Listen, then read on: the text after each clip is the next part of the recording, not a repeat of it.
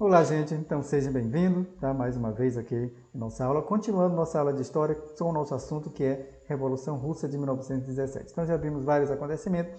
Nesse slide, nós começamos a ver a partir da NEP, tá? Que é NEP, Nova Política Econômica, que foi estabelecida na Rússia a partir de 1921. Então, os bolcheviques, né, que chegaram no poder lá desde 1917, então os bolcheviques venceram a guerra.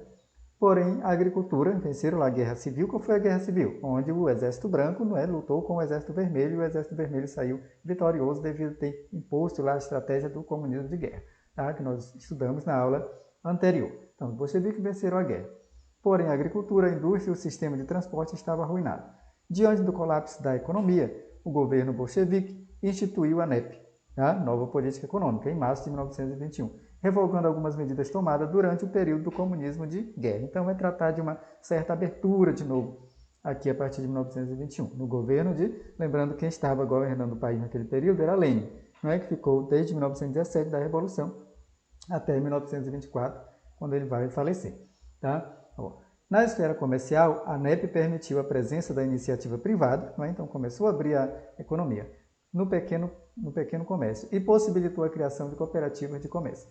No entanto, as grandes indústrias, os bancos e o comércio atacadista continuaram controlados pelo governo, então não houve abertura aí. Os camponeses passaram a pagar impostos, certo? Em espécie e ter direito de comercializar o excedente de sua produção a preço de mercado. Então, os camponeses se tornaram ao mesmo tempo camponeses e comerciantes. Poderiam comercializar, vender os seus produtos, mas teriam que pagar imposto pela terra, pela produção. Por quê? Porque a terra era do Estado, mas se tornou estatizado. Então, eles trabalhavam na terra, mas tinham que pagar uma espécie de imposto para o governo. As pequenas e médias indústrias receberam estímulos para fomentar o seu crescimento. Então, observamos que a NEP ela vai contribuir para um certo desenvolvimento da economia russa, não é? Que já era bastante atrasada até o momento.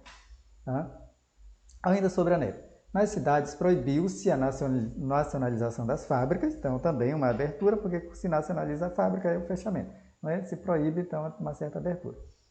Sem deliberação dos órgãos administrativos superiores. Revogou-se a prestação de serviço obrigatório, tá? Que tinha esse serviço obrigatório lá no período do czarismo e no início ainda aí do governo socialista, então revogou-se a prestação de serviço obrigatório.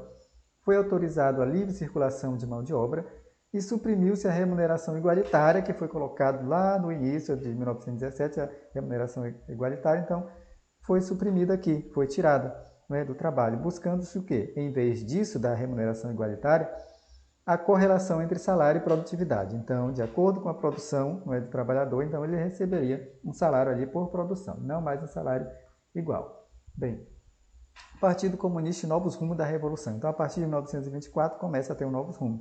Não é? Com a morte de Lenin fica doente, morre, tá? Em 1924, então vai dar início uma disputa pelo poder entre Trotsky e Stalin, os dois líderes. Não é? Nós temos aqui os três líderes da Revolução, Lenin governou de 17 a 24, morre, então começa uma disputa entre Trotsky e Stalin. Tá? Entre as numerosas divergências estava o modo como via a União Soviética. Trotsky considerava o Estado soviético uma conquista da classe operária, certo? Que só se consolidaria com a expansão da revolução na Europa e a derrota do capitalismo no mundo. Então ele tinha ideias assim bem revolucionárias e ideias do lado da população que fez a revolução. Já Stalin pensava diferente, tinha um olhar jamais ditatorial. Né? Stalin, por sua vez, defendia a construção do socialismo primeiro na Rússia, para depois expandir. Então nós vamos ver o que vai dar nessa disputa de Trotsky e Stalin. No 13º Congresso do Partido Comunista em 1924, já após a morte de Lenin, Trotsky foi derrotado por uma aliança de Stalin e importantes dirigentes bolcheviques. Então já vemos aqui que Stalin já começa a ter vitória. No ano seguinte, no 14º Congresso do Partido Comunista, em 1925, foi aprovada a tese de Stalin, que se tornou o principal líder soviético. Então ele pegou aqui o poder total, Stalin, e aí vamos ver o que vai ocorrer com Trotsky. Trotsky, que foi o fundador do Exército Vermelho, principal líder do soviético de Petrogrado, durante as revoluções de 1905 e 1917, né, teve uma grande importância para a Revolução Russa de 17, certo? Comandou o Exército Vermelho na Guerra Civil. Ele acabou sendo expulso do partido e exilado em 1927. Então foi expulso e teve que fugir da Rússia. Né? Saiu da Rússia para não ser preso e não ser morto naquele período por Estado. Tá? continuando sob o Partido Comunista e os novos rumos da Revolução. No decorrer dos anos 30, Trotsky afirmou que a burocracia soviética havia expropriado politicamente o proletariado, então que tinha tomado um outro rumo, tinha esquecido os princípios a qual eles prometeram, os princípios lá do marxismo, do socialismo, tá, do comunismo, e tinha ido para um outro rumo. Essa expropriação assumiu a forma de um massacre nos grandes expurgos de 1936 e 1938, não é? Nos quais foram perseguidos, foram presos, foram executados vários líderes bolcheviques. Tá? Entre esses líderes, olha só, Trotsky, não é? Trotsky, que foi perseguido, foi encontrado e foi assassinado no México em 1940 a mando de Stalin. Então, se mudou totalmente o que os objetivos da Revolução, os princípios da Revolução, que eram os princípios socialistas, já começam a tomar um rumo ditatorial, não é? Diferente do socialismo, diferente do comunismo, já é um rumo ditatorial. Tá? Stalin e o totalitarismo soviético. Olha só, então não foi mais Stalin o socialismo, ou Stalin o comunismo, sim o Stalin o totalitarismo soviético. Durante seu governo, uma implacável censura foi imposta aos meios de comunicação. Olha só, as liberdades individuais foram suspensas, foram suprimidas, e seus adversários políticos, incluindo os líderes da Revolução, como Trotsky, por exemplo, acabaram perseguidos, presos, assassinados, não é, pelo regime autoritário de Stalin. A burocratização do Estado deu origem a uma elite que trabalhava para o governo e esses que trabalhavam para o governo usufruíam de grandes regalias políticas e econômicas, não é? Em detrimento da grande massa que vivia modestamente sob o rigor de um Estado opressor, um Estado autoritário.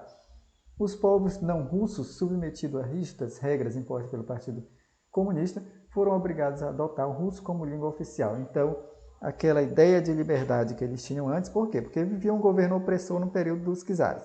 Então, houve toda uma ideia de liberdade que fizeram a revolução para viver uma liberdade, uma igualdade, tá? E viveram, não é, ali durante os anos que Lenin esteve no poder. A partir de que Stalin chega ao poder, então toma um outro rumo, não é?